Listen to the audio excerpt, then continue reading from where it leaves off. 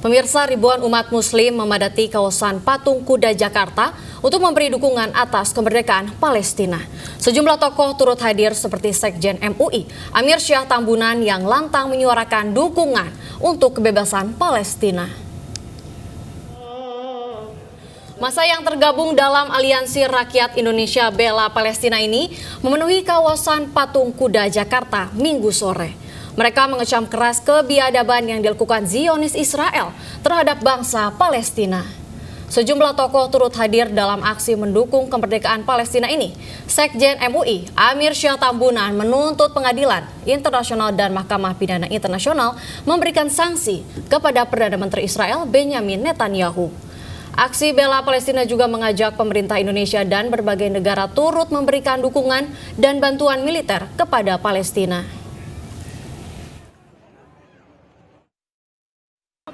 Ya, jadi kita memohon kepada pemerintah Indonesia tentu melalui persilakan bangsa-bangsa untuk memprakarsai. Ya, tentu prakarsa ini adalah prakarsa yang amat sangat baik. Karena apa? Karena Indonesia berkomitmen menjalankan konstitusi, yaitu pembukaan konstitusi mengatakan bahwa kemerdekaan adalah hak segala bangsa. Dan oleh karena itu penjajahan dunia harus dihapuskan. Ya, usai aksi bela Palestina, kawasan Patung Kuda terpantau kembali bersih. Petugas kebersihan secara sigap membersihkan sisa-sisa sampah yang berserakan selama aksi berlangsung.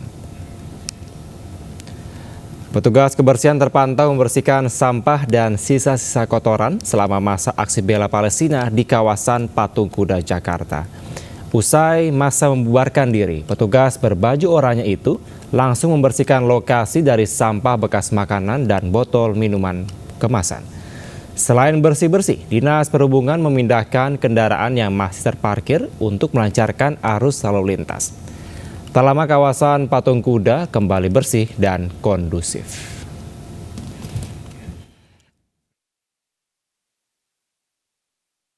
Sementara itu, ribuan umat muslim di Sukabumi, Jawa Barat turun ke jalan dalam aksi bela Palestina. Masa dari berbagai ormas Islam itu mengecam genosida yang dilakukan Zionis Israel dan menyerukan untuk memboikot produk Israel. Aksi yang sama juga digelar masyarakat Sumatera Selatan.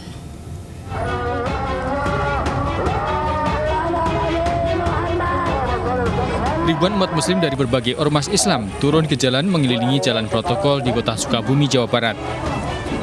Mereka mengecam genosida yang dilakukan Israel kepada rakyat Palestina. Massa mengutuk keras penyerangan yang dilakukan Israel yang menewaskan puluhan ribu anak-anak dan perempuan. Selain itu, massa juga menuntut Perdana Menteri Israel Benjamin Netanyahu diadili Mahkamah Internasional.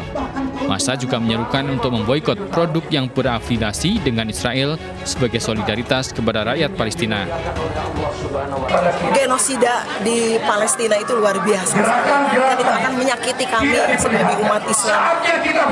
Harapan saya dengan kegiatan ini, apa sih yang bisa kita lakukan untuk mereka? Gitu ya. Selain rasa juga, ayo kita boikot produk-produk Israel itu, kita jangan diam. Gitu.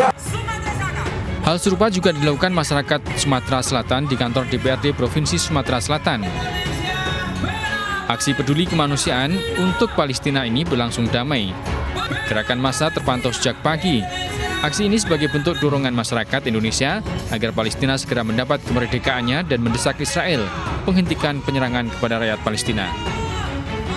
Dari Sukabumi, Jawa Barat dan Palembang, Sumatera Selatan, Budi Setiawan dan Reza Valevi, iNews melaporkan. Pemirsa, Presiden Joko Widodo berolahraga sepeda di ajang Car Free Day atau Hari Bebas Kendaraan di kawasan Bundaran HI Jakarta. Dalam kegiatannya ini, Jokowi turut menyapa dan bersuah foto dengan masyarakat. Ya, pemirsa, pagi kemarin Presiden Joko Widodo tampak terlihat bersepeda mengenakan kaos berwarna coklat dengan helm berwarna merah putih. Jokowi mengayuh sepeda dengan kecepatan sedang menyusuri jalanan hingga ke kawasan Bundaran HI. Dalam kegiatan bersepedanya itu, Jokowi ditemani sang istri Iriana Jokowi serta cucunya Jan Etes. Di sepanjang perjalanan bersepeda, masyarakat yang berolahraga turut menyapa dan melemparkan senyuman kepada Presiden Jokowi. Jokowi pun juga balik menyapa dan meladeni swafoto warga.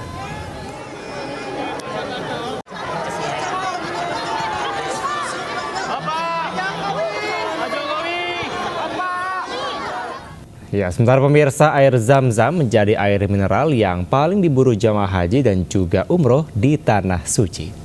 Pihak Kerajaan Arab Saudi pun berinovasi dengan mengemas air Zam-Zam ke dalam botol untuk didistribusikan kepada seluruh jamaah di Mekah dan Madinah. Lalu seperti apa proses pengemasannya? Berikut liputannya.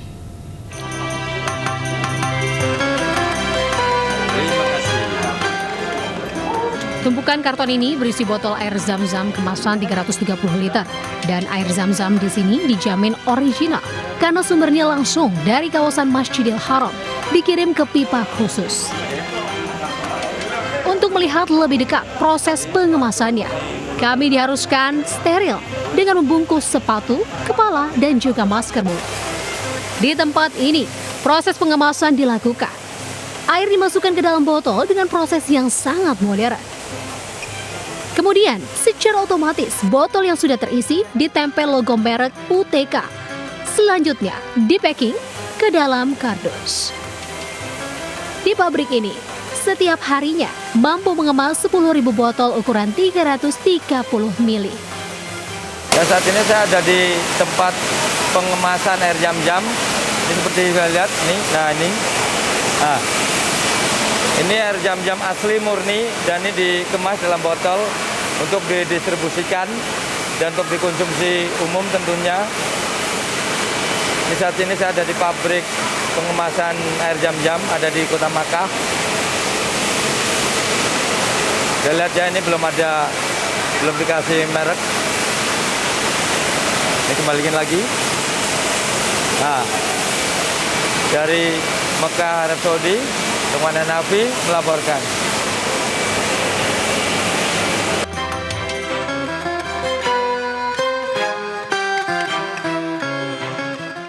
Ya, pemirsa, banyak cara dilakukan para penjual hewan kurban. Salah satunya dilakukan penjual lapak kurban di Tangerang Selatan, Banten ini. Ya, dengan cara mengadakan promo beli 4 ekor sapi dapat 1 ekor kambing. Alhasil hingga sepekan jelang perayaan Idul Adha, sebanyak 500 ekor lebih sapi kurban laku terjual.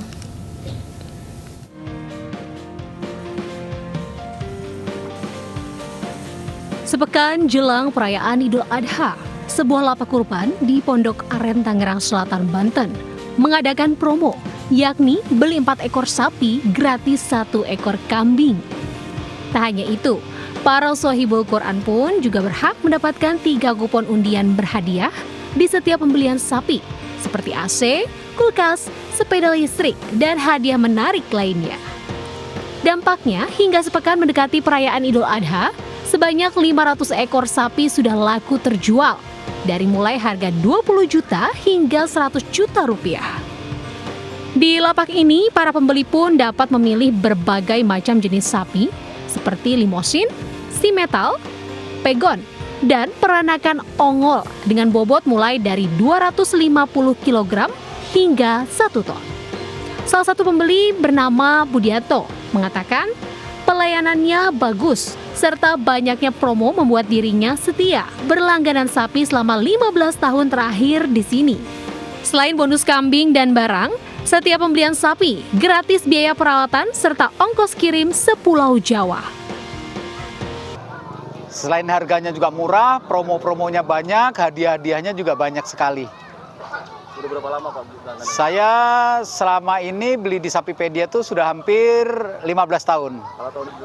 Alhamdulillah per hari ini sudah keluar 500 ekoran Mas. Total semuanya sudah keluar 500 ekor, tapi kita masih punya stok sekitar 150 sampai 170 ekor. Jadi totalnya mendekati 700 ekor nanti. Di lapak Sapipedia milik Teguh Topo ini, sapi kurban yang paling diminati yakni jenis ekonomis dengan harga di bawah 30 juta rupiah. Dari Tangerang Selatan, Banten, Nunung Purnomo, iNews melaporkan.